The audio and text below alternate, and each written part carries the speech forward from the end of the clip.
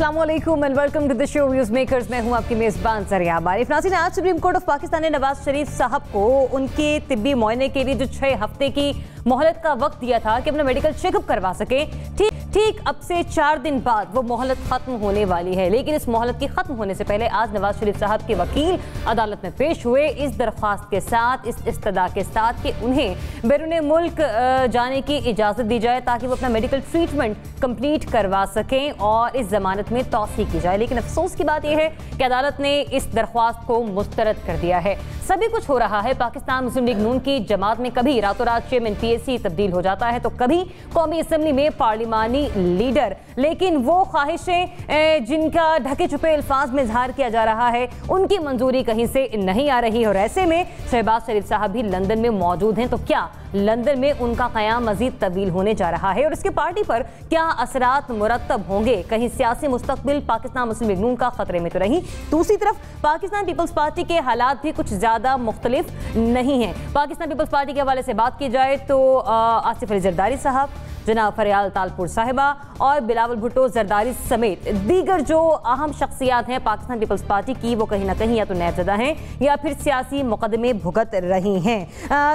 ताहम इस सिचुएशन में वो भी किसी न किसी अदालती रिलीफ की मुंतज़िर हैं। अपोजिशन जहां इतनी मुश्किलात का शिकार है, वहीं सियासी मुबस्सरीन ये भी कह रहे हैं कि पाकिस्तान तहरीक इंसाफ के लिए एक सुनहरी मौका है कि वो अवामी जो मंसूबे हैं उनकी तकमील को मद्देनज़र रखते हुए अपनी सियासी मुस्तकबिल को मज़ीद मजबूत और मुस्तहकम बना सकती है। इसके अलावा प्रोग्राम में आज हम बात करेंगे आज़ादी सहाफ़त की भी, क्योंकि आज पाकिस्तान समेत दुनिया भर में आज़ादी सहाफ़त का आलमी दिन मनाया जा रहा है। लेकिन हाथ में कलम उठाए माशरे की तलखियों से लेकर इक़्तिदार के ऐवानों तक पहुंचने वालों के अलावा भी हाथ में थामे जो कैमरामैन हैं वो पुरखतर रास्तों से होते हुए उन खतरों का रुख तब्दील करते हुए जो हकाइक, जो खबरें आवाम तक पहुंचाते हैं, ये सहाफ़त का दिन आज उनके नाम भी है। तो हम सहाफ़त के हवाले से भी तफसीली गुफ्तगू करेंगे, लेकिन इस ब्रेक के बाद।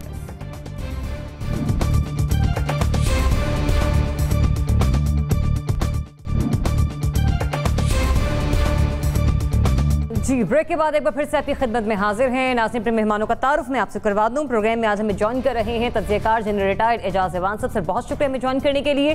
सीनियर सहाफ़ी और सीनियर तज्ज़ियाकार आमिर ज़िया साहब भी प्रोग्राम का हिस्सा हैं। कुछ ही देर में शाखावर साहब भी हमें बहुत जल्द ही प्रोग्राम में ज्वाइन कर लेंगे। तज्ज़ियाकार आसमा वदूद साहिबा भी आज के प्रोग्राम का हिस्सा हैं और तज्ज़ियाकार अतहर काज़मी भी प्रोग्राम में हमें ज्वाइन कर रहे हैं। पहली स्टोरी की तरफ बढ़ते हैं और बात करते हैं सुप्रीम कोर्ट ऑफ पाकिस्तान की, जिन्होंने नवाज शरीफ की इलाज के लिए बैरून मुल्क जाने और जमानत में तौसीक की दरख्वास्त मुस्तरद कर दी है।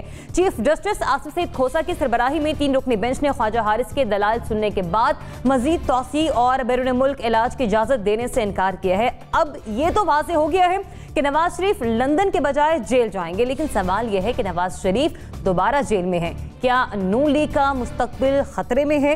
शाखावर साहब हमें टेलीफोन लाइन पर ज्वाइन कर चुके हैं, उन्हीं से आगाज करते हैं। साहब, आपकी राय क्या है कि नवाज शरीफ दोबारा जेल में होंगे तो क्या नून लीग का मुस्तकबिल इससे एक बार फिर हमें खतरे में पड़ता हुआ दिखाई देगा? यकीनन अब चूंकि आज उनकी जो नजरसानी की दरखास्त है वो खारिज हो गई है और जो पिछला हुक्म था सुप्रीम कोर्ट ऑफ पाकिस्तान का वो अभी भी ऑपरेटिव है, जिसके मुताबिक उन्होंने 7 मई को जो है अपने आप को सरेंडर करना है हाई कोर्ट के सामने। अगर वो नहीं करेंगे तो फिर लॉ इन्फोर्सिंग एजेंसीज उनको खुद कस्टडी में लेकर दोबारा उनको बिहाइंड द बार्स ले जाएंगी, वो अपनी जो उनकी सजा है उसको सर्व करने के लिए। तो ये जो फैसला आज का है ये बिल्कुल जो कानून से थोड़ी बहुत वाकिफियत रखते हैं या सुप्रीम कोर्ट की प्रैक्टिस से वाकिफ हैं तो उनके लिए ये कोई ऐसी हैरत बात नहीं है, क्योंकि हम तवक्को यही कर रहे थे कि इस रिव्यू पिटिशन का जो फेट है वो यही होगा। उसकी वजह ये है कि जो नजरसानी की दरख्वास्त होती है वो फैसले के खिलाफ होती है और उसका स्कोप बड़ा महदूद होता है। उसमें सिर्फ पिटिशनर ने ये चीज सामने लेके आनी होती है कि ये जो जजमेंट है जिसके खिलाफ नजरसानी की दरख्वास्त दायर की गई है उसमें कोई बहुत बड़ा फ्लॉ है, उसमें एक एपरेंट एरर है जिसका दूर करना जरूरी है।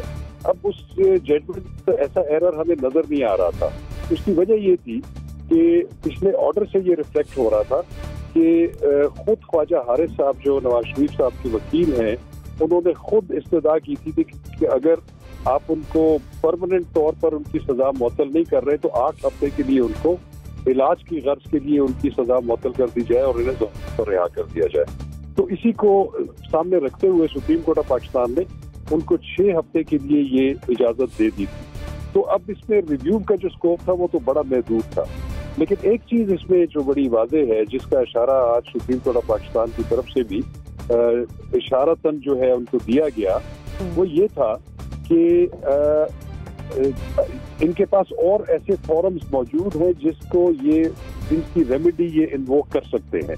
तो वो फोरम जो है वो फिर हाई कोर्ट बच जाता है, क्योंकि अगर तिब्बी बुनियादों के ऊपर अगर आप दोबारा जाना चाहें तो आप फ्रेश ग्राउंड के तौर पर इस्लामाबाद हाई कोर्ट से दोबारा रुजू किया जा सकता है। तो इस्लामाबाद हाई कोर्ट ही उनके पास एक फोरम बचा है कि जिसको उन्होंने अपनी इस रेमेडी के लिए अवेल कर सकते हैं।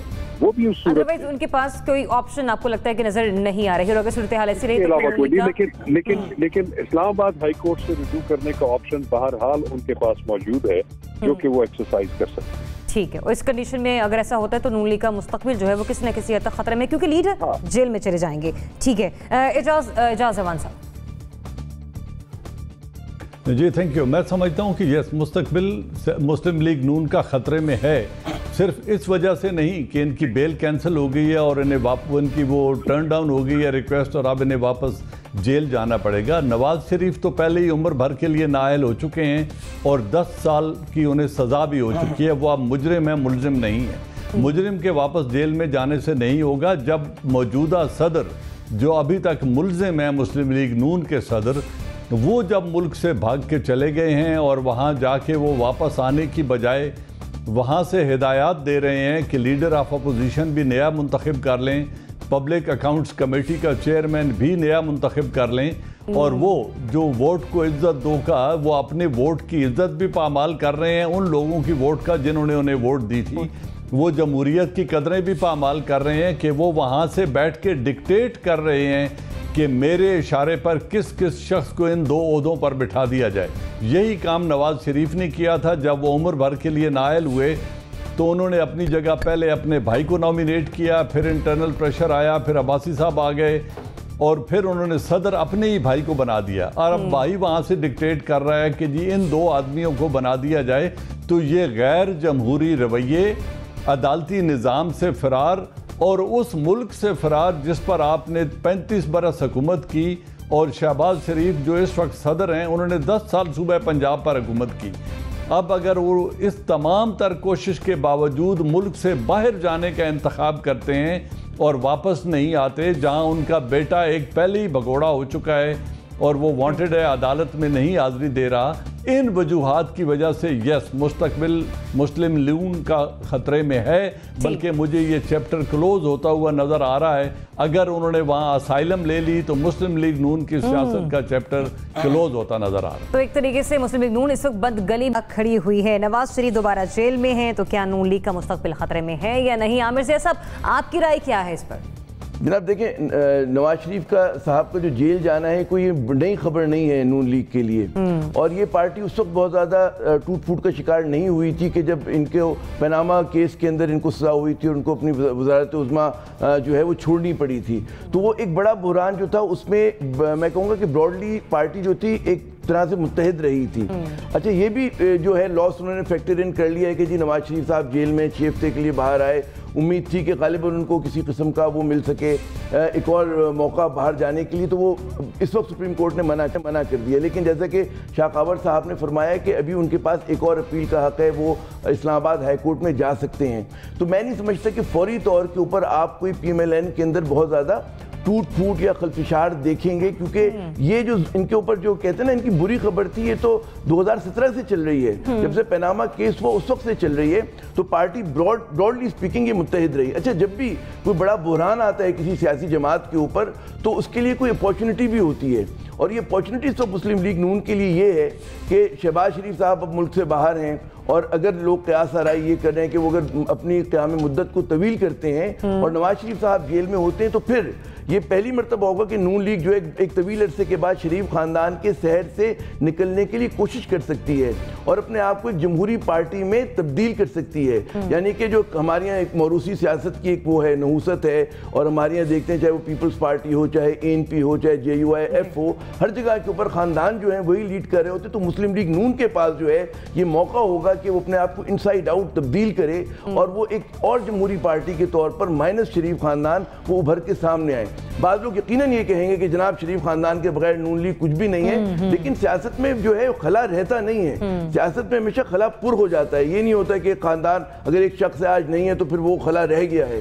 तो एक अपॉर्चुनिटी, और मैं समझता हूँ कि इसको ये समझना कि जी चैप्टर क्लोज हो गया मुस्लिम लीग का, वो बहुत ही क़ब्ल अज़ वक्त है। मैं तो बल्कि ये भी कहूँगा कि हम ये जो अगर दावा करें कि जी शरीफ खानदान का चैप्टर बंद हो गया, ये भी क़ब्ल अज़ वक्त है, इसलिए कि हमने देखा था कि मुशर्रफ साहब का जब दौर हुकूमत था तो उसमें लोगों ने बिल्कुल माइनस कर दिया था बेनज़ीर भुट्टो साहिबा को और शरीफ खानदान को। लेकिन जो सियासतदान होते हैं बड़ी मोटी खाल के होते हैं, वो दोबारा बाउंस बैक कर सकते हैं। तो उम्मीद मतलब है ज़ाहिर है कि PMLN के जो चाहने वाले हैं उनकी उम्मीद होगी कि बाउंस बैक करें, लेकिन एक उम्र का भी फैक्टर होता है। कई बरस गुजर चुके उस बात को, 20 साल हो गए, तो मेरे ख्याल में वो फिजिकली इतना पॉसिबल नहीं जरूर होगा। रहे हैं और हैं भी नवाज शरीफ साहब, लेकिन मुख्तसर ये कि आपको लगता है कि सिर्फ उनके आने जाने से ही हम पार्टी की पूरी स्ट्रैटेजी को कह सकते हैं कि नहीं, मुस्तकबिल खतरे में नहीं है? बहुत सारे और लीडर और बड़े मजबूत कैंडिडेट अभी भी बड़े रहनुमा मुस्लिम लीग नून का हिस्सा हैं। अतर काज़मी साहब, देखें, शुरू से कुछ लोग सवाल ये उठा रहे थे कि क्या ये हुकूमत, मौजूदा हुकूमत 5 साल पूरे करेगी,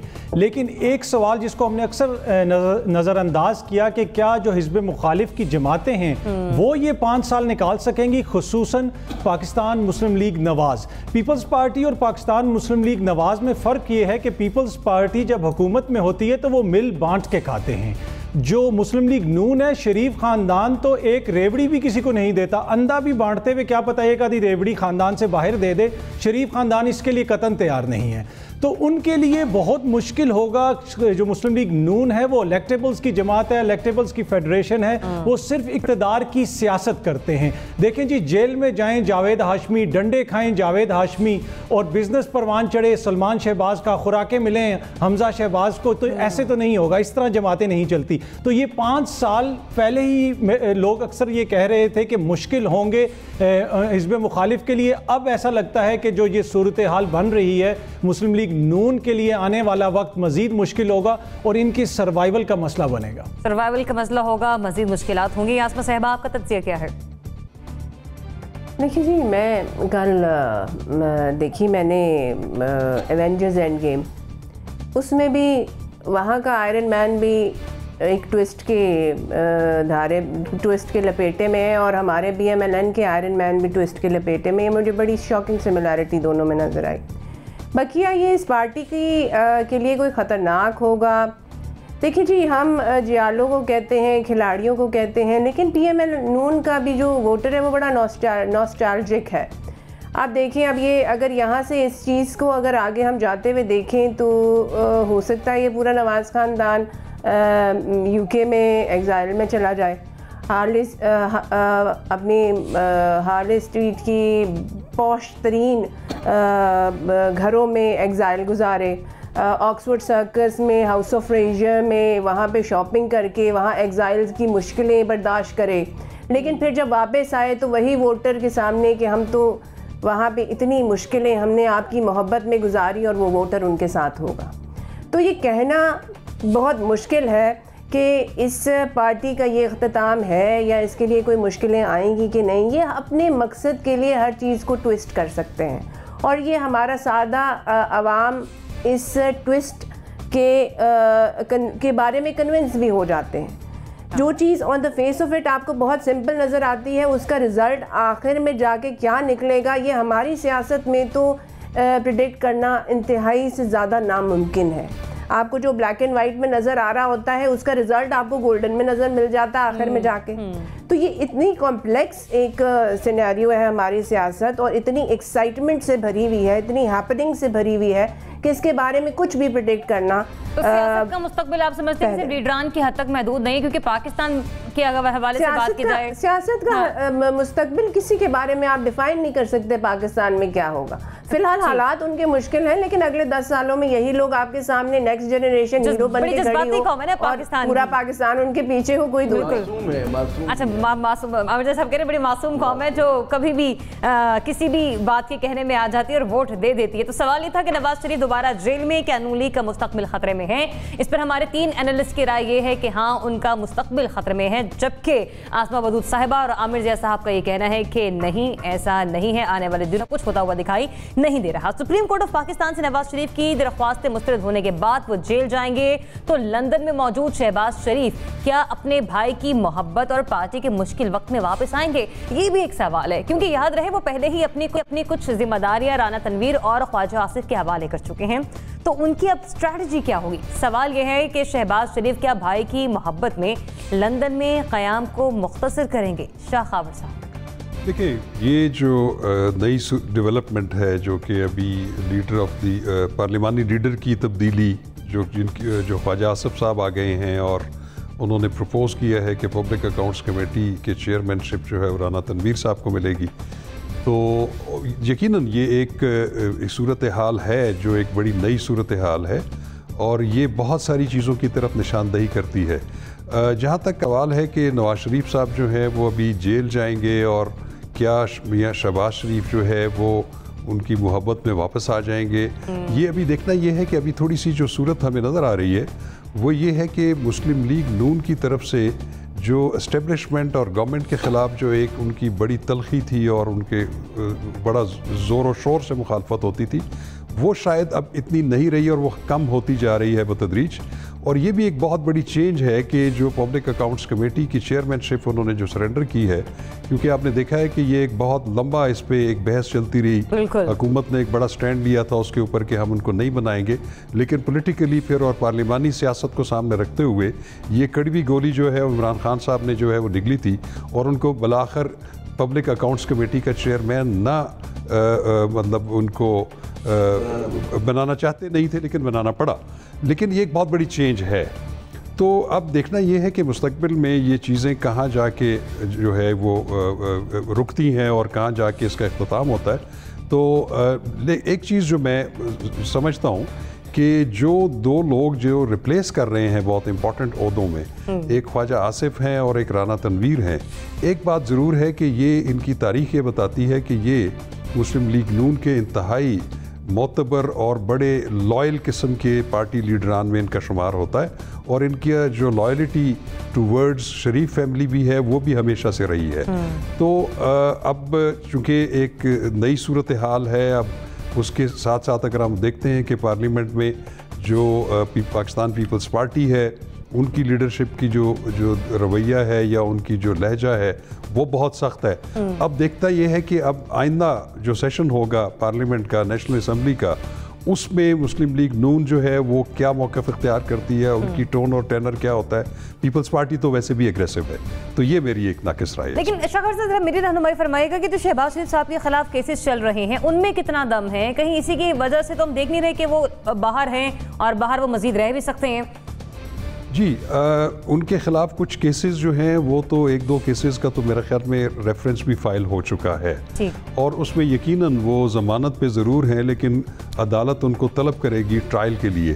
तो अगर वो 1-2 मेरा ख्याल में ऐसी हेयरिंग्स होंगी जिसमें कोई उज़र तो कबूल किया जा सकता है कि उनकी सेहत ख़राब है या वो बैरून मुल्क उनकी मसरूफियात हैं, लेकिन अगर वो लंबे अरसे के लिए उन ट्रायल से जो है वो बाहर रहे, दूर रहे, तो फिर उनको मेरा ख्याल है कि इस चीज़ का भी सामना करना पड़ सकता है कि उनको इश्तिहारी डिक्लेयर कर दिया जाए और उनको प्रोक्लेम्ड ऑफेंडर करके और उनके जो दूसरे शरीक मुल्ज़मान हैं उनका ट्रायल अलग से शुरू कर दिया जाए। चूँकि जब भी कोई इश्तिहारी मुल्ज़म डिक्लेयर हो जाता है, कोई भी कोर्ट ऑफ लॉ किसी भी शख्स को कर देती है, तो उसके ख़िलाफ़ जो केस है वो वहीं पे रुक जाता है और वो दोबारा उस वक्त शुरू होता है कि जब या तो उनको वापस लाया जाए या वो ख़ुद जो है वो अदालत के सामने पेश हो जाए, जबकि उनके जो शरीक मुल्ज़मान हैं उनका साथ साथ केस जो है वो अलग करके वो चलता रहेगा। तो शायद ये भी हो सकता है कि ये भी उनकी एक पॉलिटिकल या एक कानूनी स्ट्रेटजी का हिस्सा हो कि वो भले उनको court of law accountability court उनको प्रोक्लेम्ड ऑफेंडर डिक्लेयर कर दे, उनको इश्तिहारी मुल्ज़िम डिक्लेयर कर दे, लेकिन उनका जो राइट ऑफ ट्रायल है वो बाद में रहेगा। वो वहां पर अपना कयाम जो है वो तवील कर सकते हैं, इसे मुख्तसर नहीं करेंगे जिस तरह के केसेस। जी, ये बिल्कुल किया जा सकता है। ठीक, एजाज अवान साहब। जी, आपका सवाल ये है कि क्या भाई की खातिर भाई कुर्बानी देगा और वो वापस आ जाएंगे उनको मुश्किलात से निकालने के लिए? तो इसका सीधा जवाब है कि अगर वालिद साहब के लिए सलमान शाहबाज यहाँ पे नहीं ठहरे और वो उन्होंने मुल्क से बाहर जाना मुनासिब समझा, अगर इनके अपने दामाद ने यहाँ रुकना मुनासिब नहीं समझा और वो अपने बेटे के इलाज की वजह बनाकर वो भी जाके इंग्लैंड में बैठ गए, खुद नवाज शरीफ साहब के दो साहबजादे उन्होंने वालिद साहब के और बहन के ट्रायल में आकर अपने आप को वापस अपने वालिद साहब की मोहब्बत में वापस नहीं आए और अपने कारोबार को तरजीह देते हुए खुद दोनों एब्सकॉन्डर हो गए, लेकिन मुल्क से बाहर बैठ गए और उनको बचाने नहीं आएंगे।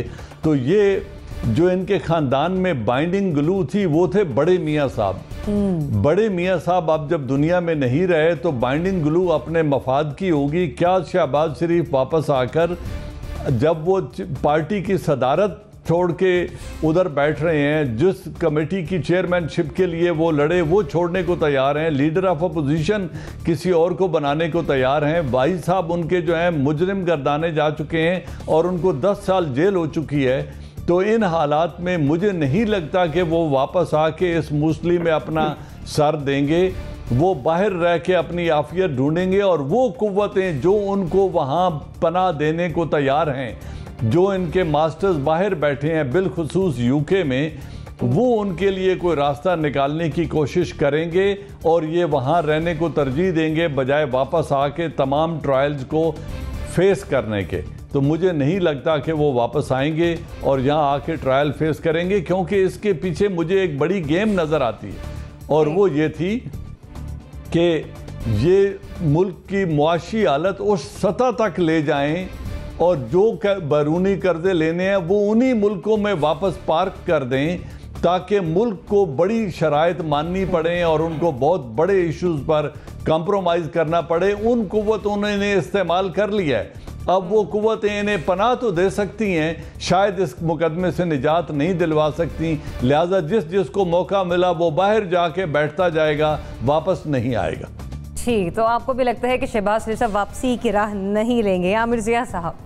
जनाब, मेरे ख्याल में एजाज अवान साहब ने सभी कुछ तो कह दिया, उसके बाद हमारे पास कहने को क्या बचा। लेकिन यकीनन जज्बाती फैसला जो है वो नहीं करेंगे और मेरे ख्याल में अगर वो बरतानिया में बैठकर या किसी और मुल्क में बैठकर आज़ाद रहकर वो ज़्यादा मौसर साबित होंगे अपने भाई की मदद करने के बजाय इसके कि वो पाकिस्तान है और जेल चले जाएं खुद भी, क्योंकि उनको खुद बहुत सारे केसेस का सामना है।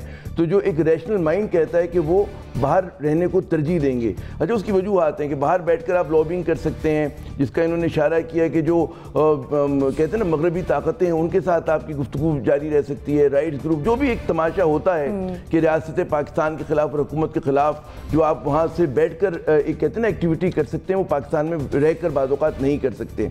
अच्छा, दूसरी बात ये बिल्कुल सही बात कही कि जब नवाज शरीफ साहब के बेटे, उनके जो फर्जंद हैं, वो वालिद की मोहब्बत में वापस नहीं आए तो फिर शहबाज शरीफ साहब भी गुरेज करेंगे।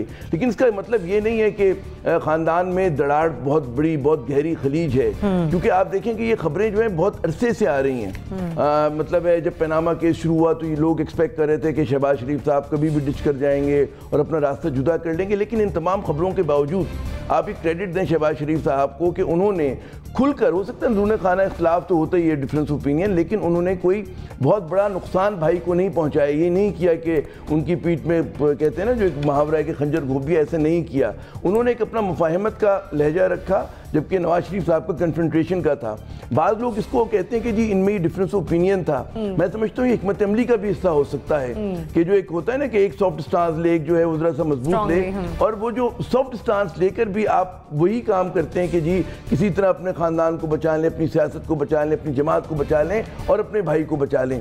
तो मेरे ख्याल में शहबाज शरीफ साहब भाई की मोहब्बत में मुल्क में तो नहीं आएंगे दोबारा वापस फौरी तौर के ऊपर, और वो बाहर ही बैठ के एक्टिविटी करेंगे। और मेरे ख्याल में उस वक्त का भी इंतजार करेंगे जो इस्लामाबाद हाई कोर्ट में अगली मरतबा जाके नवाज शरीफ साहब दोबारा अपनी बेल के लिए बैरून मुल्क इलाज की एप्लीकेशन देख होता हुआ दिखाई नहीं दे रहा, तो वो हो सकता है वो इंतजार करें। और हो सकता है कि नवाज शरीफ साहब को जो इस्लामाबाद हाई कोर्ट है वो कोई रिलीफ दे दे, तो फिर तो माशाल्लाह पूरा बाहर बैठकर भाई को रेस्क्यू करने की कोशिश करेंगे शहबाज शरीफ साहब। ठीक है अतर काज़मी साहब, देखें मियां नवाज शरीफ साहब आज जिस हालत में हैं वो अपने भाई की मोहब्बत और बेटी की जहानत की वजह से हैं। उनकी बेटी ने पहले उनको यकीन दिलाया, ट्विटर पे इनकलाब बर्पा किया और उनको यकीन दिलाया कि आप तो इमाम खोमेनी सानी हैं, और जब वो पाकिस्तान पहुंचे तो उनके भाई ने इस बात को यकीनी बनाया कि एक शख्स भी उनको इस्तकबाल करने के लिए लाहौर एयरपोर्ट पे ना पहुंच सके। तो आज जो उनकी हालत है उसके ज़िम्मेदार उनके भाई की मोहब्बत, बेटी की जहानत। उनकी मोहब्बत की वजह से मियाँ साहब का जेल में जो क़याम है वो तो तवील हो सकता है, लेकिन शहबाज शरीफ साहब का लंदन में क़याम मुख्तसर होगा या नहीं होगा इस बारे में अभी कुछ कहना मुश्किल होगा।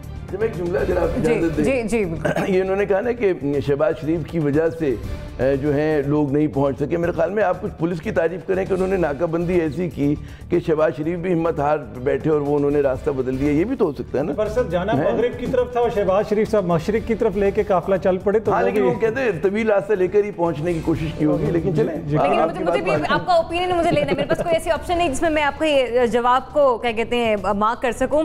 आपको लगता है कि ये जो उनका क़याम है वो मुख्तसर होगा या नहीं होगा? मेरा नहीं ख्याल।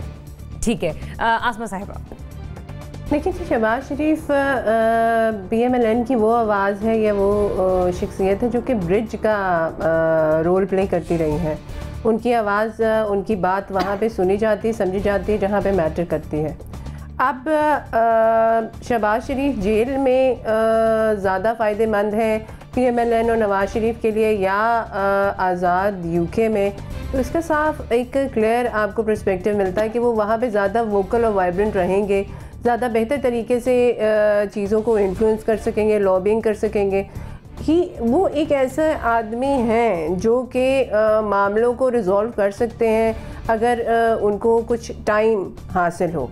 तो टाइम बाय करने के लिए उन्होंने ऐसा किया है, लेकिन क्या वो कभी नवाज शरीफ साहब के लिए वापस आएंगे तो ये फ़िलहाल मुमकिन नज़र नहीं आ रहा। अगर अपेरेंटली आप on the face of it देखें तो इस वक्त एवरीबडी वो इज़ फॉर हिमसेल्फ। आप इस पूरा शरीफ ख़ानदान अगर आप देखें तो एक दूसरे की बैक पे कम ही लोग खड़े हैं, ना ही एक दूसरे को पुश करने के लिए कुछ आपको ऐसी स्टेटमेंट्स नज़र आती हैं कि जिससे आपको ऐसा लगे कि उनमें कोई कोहेजन या यूनिटी बाकी रही है। बाकी अगर ये कोई रोल प्ले करना चाहें तो ये UK से ज़्यादा बेहतर कर सकते हैं और मुझे लगता है कि करेंगे। लेकिन फ़िलहाल एक डिवीज़न, एक क्लियर डिवाइड और एक सेपरेशन एक दूसरे के साथ शरीफ ख़ानदान में नज़र आता है, जो कि अभी फिर अगर हम रेडीली देखें तो ये इन लोगों के लिए काफ़ी डैमेजिंग होगा। ठीक है, तो सवाल ये था कि शहबाज शरीफ के भाई की मोहब्बत में लंदन में क़याम को मुख्तसर करेंगे। सभी एनालिस्ट की राय मुतफ़िक़ा है, सभी को ये लगता है कि नहीं, ये क़याम नहीं होगा। स्ट्रेटजी हो सकती है लेकिन फिलहाल वो वापस वतन आते हुए दिखाई नहीं दे रहे। आगे बढ़ते हुए बात करते हैं पाकिस्तान पीपल्स पार्टी की, जिसकी आला क़यादत अपने खिलाफ केसेस का सामना करने और किसी तरह ज़्यादा से ज़्यादा रिलीफ हासिल करने की कोशिशों में मसरूफ़ है। जबकि दूसरी तरफ नवाज शरीफ दोबारा जेल जा रहे हैं। अब शहबाज शरीफ लंदन से वापस आने का नाम ही नहीं ले रहे, तो इससे क्या इमरान खान की तवज्जो अपोजिशन से हट जाएगी? हर तकरीर में वो ज़्यादा असल मकसद के बजाय अपोजिशन पर सर्व करते हैं। सवाल यह है कि हिज़्ब इख्तिलाफ के अहम रहनुमा मुश्किल में होने के बायस PTI के लिए हुकूमत करना आसान होगी। आमिर जिया साहब।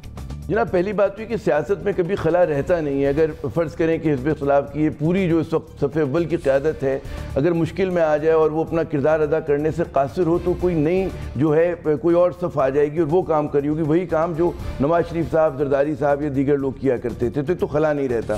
फिर दूसरी बात मेरा अर्ज़ करना ये कि इमरान खान साहब को, उनकी हुकूमत को जो असल मुश्किल है वो हिज़्ब इख्तिलाफ से नहीं है। उनकी असल जो अपोजिशन है वो इस मुल्क की मईशत है, वो इस मुल्क के गवर्नेंस के चैलेंजेस हैं, और वो इस मुल्क का जो फॉरेन रिलेशंस के महाज पर हमें अमेरिका के साथ ताल्लुकात, भारत के साथ ताल्लुकात, अफगानिस्तान के साथ ताल्लुकात, वो बड़े चैलेंजेस हैं। लेकिन इन तमाम चैलेंजेस में जो सबसे बड़ा मसला है जो फरीद की तरह हमारे सामने खड़ा है वो है मईशत का।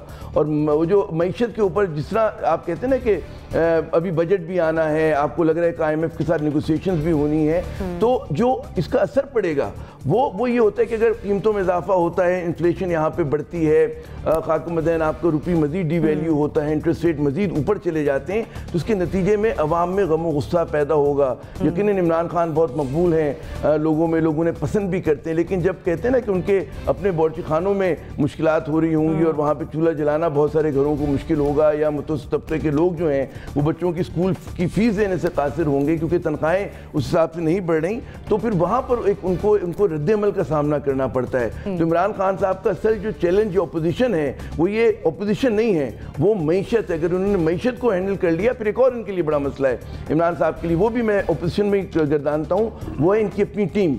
तो इनकी जो पहले सफ़े अव्वल के जो ओपनिंग बैट्समैन थे, जिस तरह से वो नाकाम हुए, उन्होंने कैबिनेट में चेंजेस की, तो मजीद अगर इस तरह के फेलियर्स हुए तो वो भी इमरान खान साहब के लिए बहुत बड़ा चैलेंज होगा। तो इन दोनों महाजों को, तीनों महाजों को अगर वो संभाल लें तो मेरे ख्याल में उनको वो ज़्यादा अपोजिशन ही PTI के लिए आप समझते हैं कि मसला नहीं है, दीगर चैलेंजेस है जिसकी वजह से हुकूमत करना मुश्किल होगा उनके लिए। एजाज़ साहब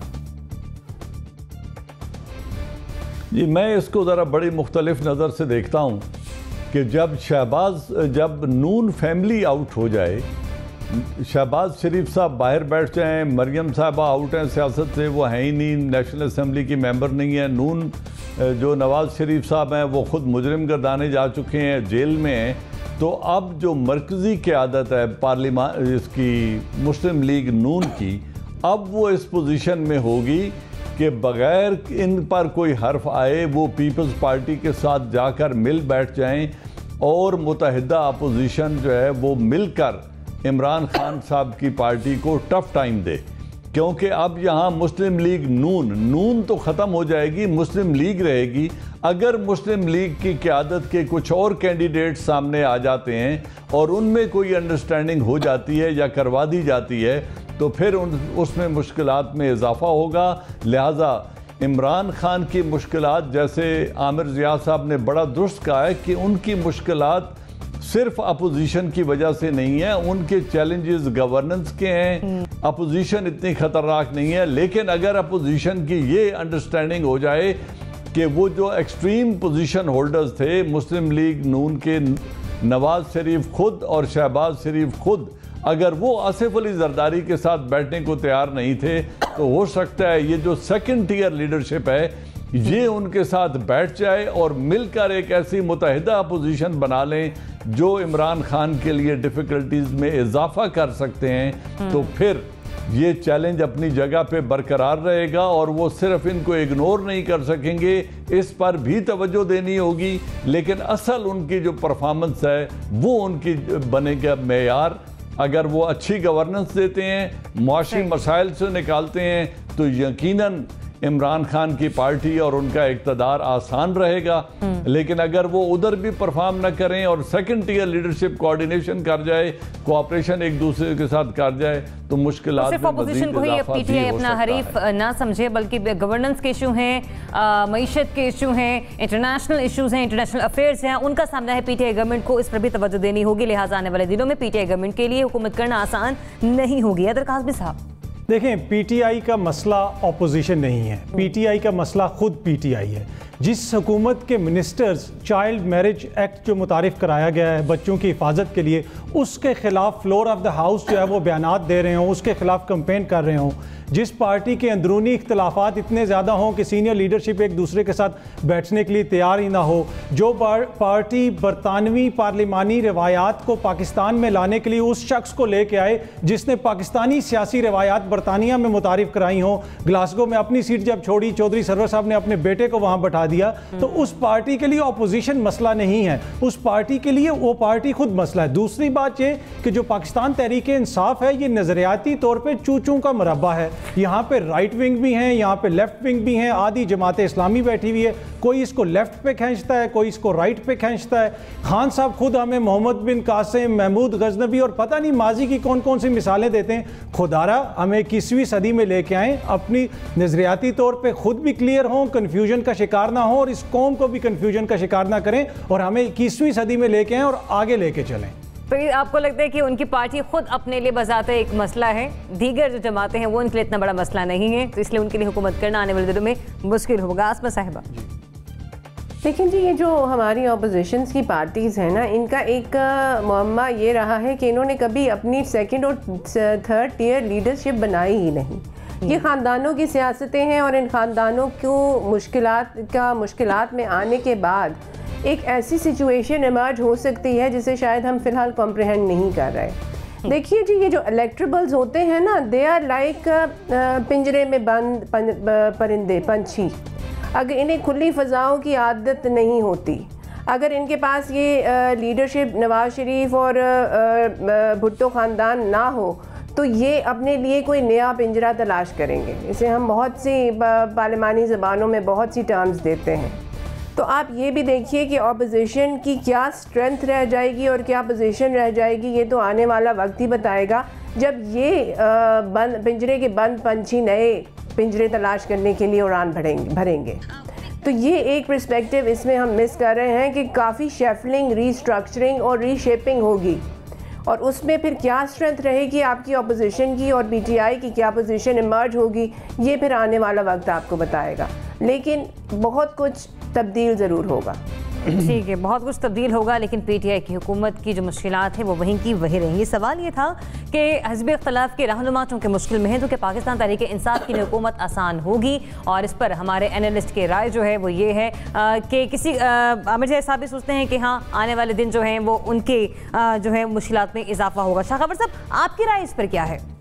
देखिए जी, बात ये है कि हमेशा एक मजबूत अपोजिशन का होना जो है वो किसी भी पार्लिमानी सियासत के लिए बड़ा ज़रूरी होता है। लेकिन वो देखना ये होता है कि जो ट्रेजरी बेंचेस होते हैं वो और अपोजिशन यकीनी तौर पे एक दूसरे के एडवर्सरीज होते हैं, एक दूसरे के ख़िलाफ़ इलेक्शन लड़के आए होते हैं। लेकिन पार्लिमानी सियासत को चलाना जो है ये भी एक बहुत बड़ा आर्ट है और आपके भले इख्तलाफात हैं, आपके अपने अपने स्टांसेस हैं, लेकिन एक चीज़ जो मुझे नज़र आ रही है जो कि बड़ी नेगेटिव है वो ये है कि पार्लियामेंट का जो माहौल है वो बिल्कुल भी हारमोनियस नहीं है। उसमें कोई अपोजिशन और ट्रेजरी बेंचेस के दरमियान कोई राब्ता या कोई ऐसा लाइज ऑन नज़र नहीं आ रहा। उसमें भी मैं समझता हूँ कि थोड़ी सी शॉर्ट कमिंग हुकूमत की तरफ से है कि जो नेशनल असम्बली और सेनेट में जो माहौल रखा जाता है वहाँ पे, और वो जो हुकूमती वज़रा या हुकूमती अराकीन वो ताबड़तोड़ हमले करते हैं रोज़ाना की बेसिस के ऊपर अपोजिशन के ऊपर। अपोजिशन तो ऑलरेडी जो है, और अभी जो अपोजिशन वहाँ पे जो नज़र आ रही है वो पाकिस्तान पीपल्स पार्टी नज़र आ रही है। आपने देखा होगा कि बिलावल भुट्टो जरदारी जो हैं वो बड़ा एग्रेसिवली बिहेव कर रहे हैं नेशनल असम्बली में भी और असम्बली के बाहर भी। तो अब चूंकि उनके खिलाफ केसेस बड़े बनते आगे जो है फ्यूचर में उनको बहुत सारी मुश्किलात का सामना है। आसफ जरदारी साहब को, सरियाल तालपुर साहिबा को, उनकी मेन लीडरशिप को, तो उन्होंने तो एक रिएक्शन उसको पॉलिटिकल रंग देना है और उसके लिए उनके पास एक बेहतरीन प्लेटफॉर्म जो है वो नेशनल असम्बली है। तो मैं ये एक ज़ाती तौर पे समझता हूँ कि जो हुकूमत है और ख़ास तौर पे वज़ीर आज़म पाकिस्तान जो हैं उनको अब जो अपोजिशन का जो वो है उसको क्या कहते हैं टोन से, अपोजिशन के उससे निकलना पड़ेगा। अब उनको ऐसा बिहेव करना पड़ेगा जैसे हुकूमतें बिहेव करती हैं। अब जब वो नेशनल असम्बली में तो उन्होंने ऐलान किया है कि वो अभी नेक्स्ट इजलास में आ रहे हैं, लेकिन वो ज़्यादातर अपना मौक़िफ़ जो है वो अवामी जलसों में बयान करते हैं और उसमें वो हरफ तनकीद का निशाना बनाते हैं अपोजिशन की लीडरशिप को।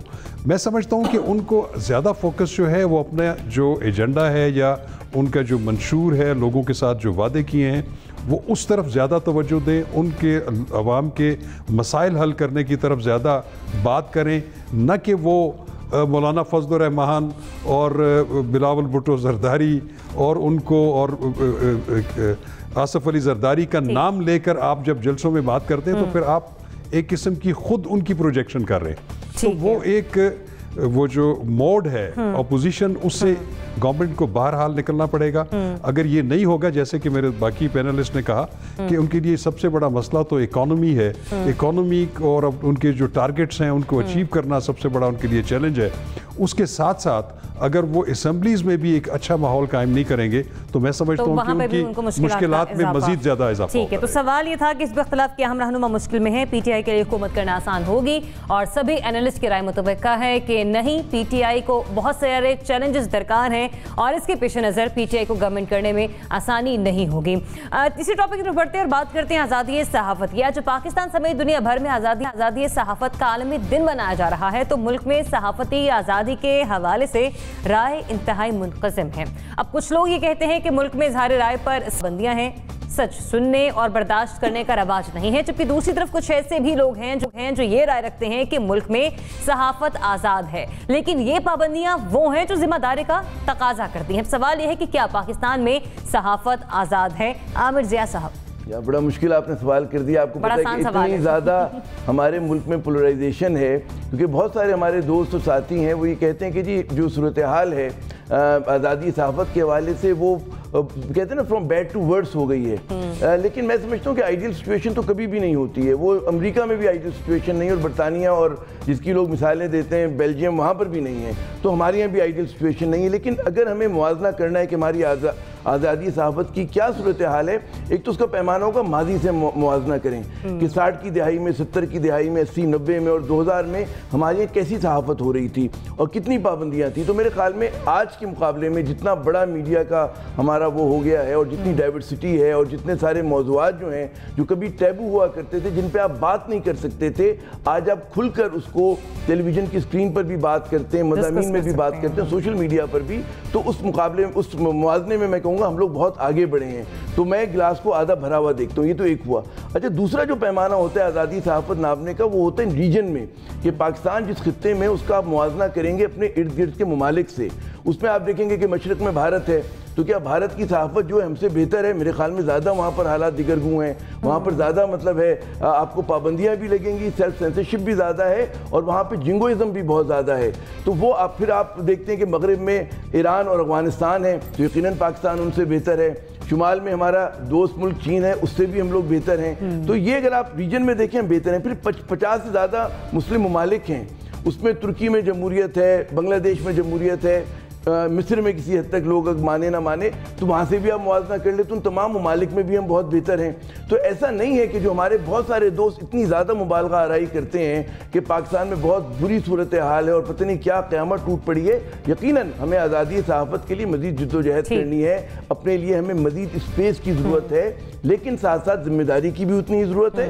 और उसके साथ साथ दुनिया भर में ये होता है कि कुछ जो मेरे ख्याल में अथर भी इस पर रोशनी डालेंगे कि बहुत सारे जो मौज़ूआत अपनी जगह, लेकिन फिर भी आप समझते हैं कि पाकिस्तान में आज़ादी सहाफ़त है। अदर काज़मी साहब, देखें, पाकिस्तान में जो सहाफ़त को सबसे बड़ा चैलेंज है ना, वो इकनॉमिक चैलेंज है। जब सहाफ़ी को उसको मौशी तौर पे वो मुस्तहकम नहीं होगा, मौशी तौर पे सिक्योर नहीं होगा, तो वो अपनी आज़ादी राय का इजहार किस तरह करेगा, सहाफ़त किस तरह करेगा। बाकी और भी बहुत सारे मसाइल पर जिस तरह आमिर साहब ने अभी जिक्र किया कि हमें दुनिया भर में जो ना चीज़ों को सामने रखते हुए अपना इस हवाले से कोई भी मौक़िफ़ अपनाना चाहिए। मैं आपको एक मिसाल देता हूँ बरतानिया की।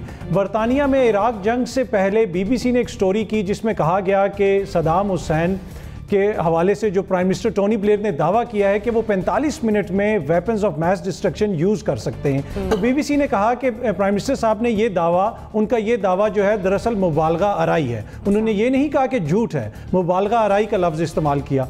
फिर हुकूमत ने BBC से कहा कि अब आप साबित करें कि ये मुबालगा आराई है। अब BBC कैसे साबित करे, उनकी एक सोर्स थी।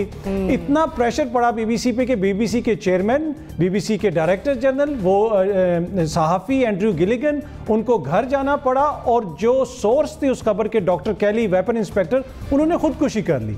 यहाँ पे हम सुबह से शाम तक अक्सर देखते हैं कि हम झूठी खबरें भी चलाते हैं, 12-12 चैनल्स को एक दिन में नोटिस आते हैं खबरों के हवाले से। तो कुछ चीज़ें हमें अपने हवाले से भी हमें देखना पड़ेगा। जब आप अपनी आज़ादी का जो है गैर जिम्मेदारी से उसका इस्तेमाल करेंगे वो सब की आज़ादियों पे पाबंदी लगाने के लिए वो एक वजह बनेगा। उसके ये सब कहने के बावजूद ये भी हमें देखना पड़ेगा कि पाकिस्तान में सहाफ़ियों के लिए काम करना एक मुश्किल इन्वायरमेंट है। यहाँ पे रिलीजियस एक्सट्रीमिज़म है, लासानियत है, बहुत सारी चीज़ें हैं। तो मैं भी आमिर साहब की तरह ग्लास को हाफ फुल देखता हूँ, मजीद बेहतरी की गुंजाइश है, लेकिन मेरे ख्याल में हम सही समत में जा रहे हैं। ठीक है, एजाज अमान साहब आपका तज़िया, लेकिन चाहूंगी कि मुख्तसर रखें, वक्त बहुत कम है।